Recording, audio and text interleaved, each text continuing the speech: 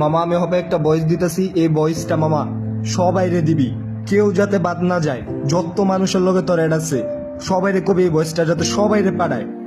শেখ হাসিনা একটা জিনিস যদি খেয়াল করস মামা, খেয়াল করলে দেখবি শেখ হাসিনা কিন্তু জাতিসংঘের কাছে কইছে যে ওই আঙ্গরে রাজাকার কয় নাই, বা ওই আঙ্গ সুরক্ষার লিগা, ছাত্রদের সুরক্ষার লিগা ওই সেনাবাহিনী, বাংলাদেশের ভিতরে সেনাবাহিনী, র্যাব, বিজিবি এগুলা দিছে। কিন্তু সাধারণ মানুষ তো জানে যে সেনাবাহিনী আর র্যাব এগুলা কি করতেছে, কেমনে যে মানুষ মারতেছে এরা ওরা জানে। কিন্তু হপায় দিনের বেলা হপায় মনে কর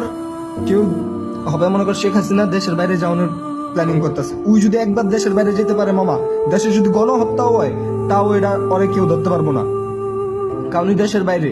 আর ওই র্যাব, যে কয়টা খবর পাইছস যে ছাত্রলীগের একটা জিনিস কিন্তু জানোস, ছাত্রলীগের পোলাপাইন হপায় সবাই সামনে আইতেছে না, অল্প কয়েকজন আইছে, বাকি সবাই সব জায়গায় লুকায় রইছে।